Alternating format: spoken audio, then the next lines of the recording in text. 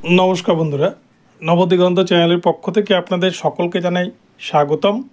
তো বন্ধুরা আজকে সকালে গুড মর্নিং জানিয়ে আমি আপনাদের জন্য যে আপডেটটি এখন শেয়ার করতে চলেছি সেটি হচ্ছে সুপ্রিম কোর্টের নির্দেশে চাকরি ফিরে পেল চাকরি হারা ইন সার্ভিস টিচাররা। তো এই প্রসঙ্গে আপনাদের সাথে বিস্তারিত এই ভিডিওতে আলোচনা করতে চলেছি এবং তার সাথে সাথে রাজ্য সরকার তথা চাকরি প্রার্থী মহলে খুশির হাওয়া। তো আপনারা সম্পূর্ণ বিষয়টি জানতে পারবেন। আপনারা তার জন্য পুরো ভিডিওটি ধৈর্য সহকারে দেখুন, আপনাদের জন্য ভীষণ ইনফরমেটিভ হতে চলেছে ভিডিওটি।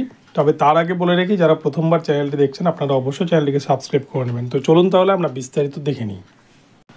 বন্ধুরা প্রসঙ্গত বলে রাখা ভালো, 2014 প্রাইমারি টেটের ওপর ভিত্তি করে 2016 সালের যে রিক্রুটমেন্ট প্রসেস, যে রিক্রুটমেন্ট হয়েছিল 42,949, সেই রিক্রুটমেন্ট প্রসেসে কিন্তু ঘোরতর অভিযোগ উঠেছিল। সিবিআই রিপোর্ট জমা করেছিল যে 94 জন ক্যান্ডিডেট তারা টেট পরীক্ষাতে বসেইনি, তাদের মধ্যে অনেকেই টেট ফেল ক্যান্ডিডেট, তারা কিন্তু দুর্নীতি করে এই প্যানেলে চাকরি পেয়েছে, তাদের সমস্ত ডকুমেন্টস অবৈধ। এবং এই বিষয়টি কলকাতা হাইকোর্টে জাস্টিস অমৃতা সিনহার ইজলাসে জমা করেন সিবিআই এবং সেই মোতাবেক অমৃতা সিনহা তিনি কিন্তু পর্ষদকে তলব করেন এবং পর্ষদকে জানতে চান যে কি করবেন, তাদেরকে নিয়ে কী বক্তব্য। এবং প্রাথমিক শিক্ষা পর্ষদ তারা জানান যে হ্যাঁ, তারাও ভেরিফিকেশন করে দেখেছে, তাদেরও এই সমস্ত ক্যান্ডিডেটদের কোনো ডকুমেন্টস নেই।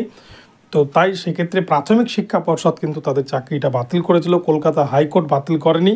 কিন্তু কলকাতা হাইকোর্টের তত্ত্বাবধানে তাদের চাকরিটা বাতিল হয়েছিল এবং শুধু চাকরি বাতিল, তাদের বেতনও কিন্তু বন্ধ করে দেওয়া হয়েছিল প্রাথমিক শিক্ষা পর্ষদের তরফ থেকে নোটিশ জারি করে।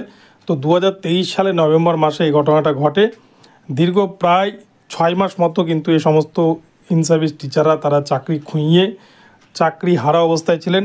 তারা এই বিষয়টিকে সুপ্রিম কোর্টের নজরে নিয়ে আসেন, সুপ্রিম কোর্টের দ্বারস্থ হন এবং সুপ্রিম কোর্ট এই 94 জন ইন সার্ভিস টিচারকে তাদের চাকরি ফিরিয়ে দেওয়ার নির্দেশ দেন এবং এই চলতি মাসের অর্থাৎ 1 আগস্ট 2024 তারিখ থেকে এই সমস্ত শিক্ষকদের নিয়োগের অর্ডার দেন এবং সেই মোতাবেক এই সমস্ত ইন সার্ভিস টিচার তারা কিন্তু অলরেডি রাজ্যের বিভিন্ন স্কুলগুলোতে জয়েন করে ফেলেছেন। এবং এই প্রসঙ্গে বিভিন্ন ডিপিএসসির ডিআইরা তারা কিন্তু জানিয়েছেন যে এই সমস্ত ইন সার্ভিস টিচারকে যেহেতু সুপ্রিম কোর্ট চাকরি ফিরিয়ে দিয়েছে, তাদের সমস্ত বকেয়া বেতন কিন্তু ফিরিয়ে দেওয়া উচিত, এমনটাই মন্তব্য করেছেন বিভিন্ন ডিপিএসসি ডিআইরা। এবং এছাড়াও প্রখ্যাত আইনজীবী তথা সিপিএমের নেতা বিকাশ রঞ্জন ভট্টাচার্য তিনি বলেছেন রাজ্য সরকার যোগ্যদের বদলে অযোগ্যদের টেট ফেলদের চাকরি দিয়েছেন এবং সেটাও কিন্তু করে যাচ্ছেন। তো এই প্রসঙ্গে বিকাশবাবুর মন্তব্য কতটা সঠিক সেটা আপনারা কমেন্ট করে জানাবেন। তো আপনাদের জন্য এখন এই পর্যন্তই রইল। তো একটা কথা বলতেই হয় যে রাজ্য সরকার এবং রাজ্যের যে ইন সার্ভিস টিচারের যে গ্রুপ, সেখানে কিন্তু রাজ্যে খুশির হাওয়া বইছে, যেহেতু চাকরি হারা ইন সার্ভিস 94 জন টিচার যারা দুর্নীতি করেও আবার সুপ্রিম কোর্টের নির্দেশে চাকরি ফিরে পেলেন।